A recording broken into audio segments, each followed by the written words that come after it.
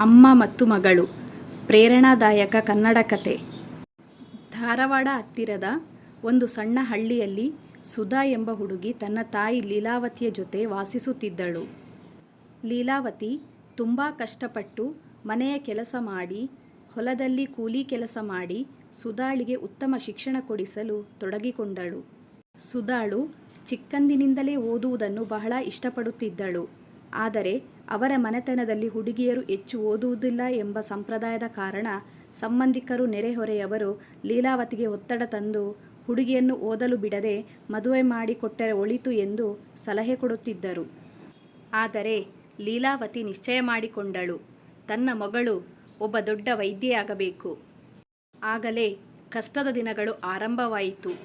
ಸುಧಾಳು college ಪ್ರವೇಶ ಪಡೆದ ಮೇಲೆ ಹಣದ ಸಮಸ್ಯೆ ಬಂತು. ಅಮ್ಮ ಅತಿ ಹೆಚ್ಚು ದುಡಿದು ತನ್ನ ಆರೋಗ್ಯದ ಬಗ್ಗೆ ಬೇಸರಿಸದೆ ಮಗಳ ಭವಿಷ್ಯಕ್ಕಾಗಿ ದುಡಿದಳು.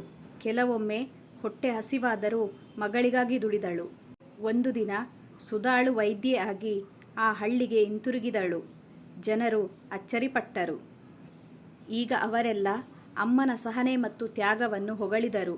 ಅಮ್ಮನ ಕನಸು ನನಸಾಯಿತು. ಸುಧಾಳು ತನ್ನ ಹಳ್ಳಿಯ ಜನರಿಗೆ ಉಚಿತ ಚಿಕಿತ್ಸೆ ಕೊಡಲು ಪ್ರಾರಂಭಿಸಿದಳು. ಈ ಕಥೆಯ ಸಾರಾಂಶ: ಅಮ್ಮನ ಪ್ರೀತಿ ಮತ್ತು ತ್ಯಾಗ ಅಮೂಲ್ಯ. ಇಂತಹ ತಾಯಿಯರು ನಮಗೆ ಪ್ರೇರಣೆ.